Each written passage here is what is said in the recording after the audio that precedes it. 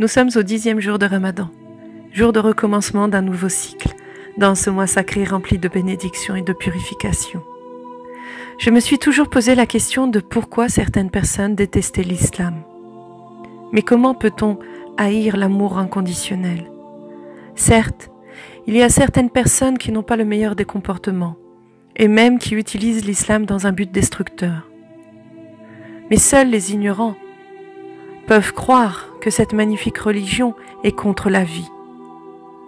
Le Ramadan est la meilleure période pour le musulman comme pour le non-musulman, de plonger dans l'atmosphère de fraternité, de compassion et de générosité. C'est le mois de l'éducation de nos âmes, des valeurs bienfaitrices de la vie. On développe notre amour pour toutes les créatures divines, sans distinction de religion, ni de couleur de peau, ni d'opinion. C'est une période d'éveil des consciences, et surtout qui montre aux musulmans le bon comportement à suivre tout au long de l'année. Personnellement, j'ai jamais compris les guerres de religion. J'ai toujours suivi le meilleur des comportements envers autrui, celui du prophète Mohammed sallallahu alayhi wa sallam. D'ailleurs, il y a 2 hadiths qui m'ont beaucoup touché et que je vous partage. Le premier est celui où le prophète Mohammed, paix et bénédiction sur lui, envoya certains de ses compagnons en terre d'Abyssinie pour demander protection au roi chrétien d'Abyssinie contre les non-croyants des Quraysh.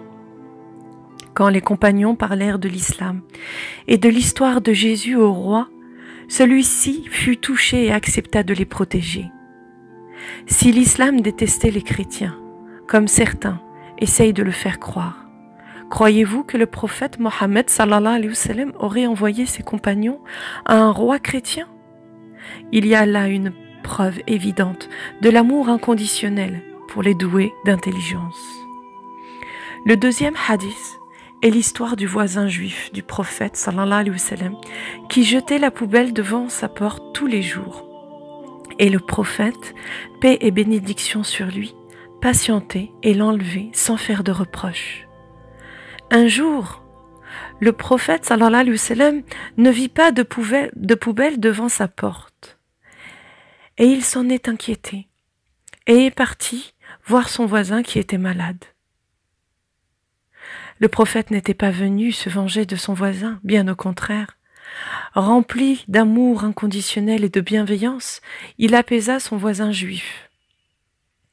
N'y a-t-il point ici une autre preuve de l'amour inconditionnel dans l'islam? Certes, seuls les doués d'intelligence peuvent comprendre ce message.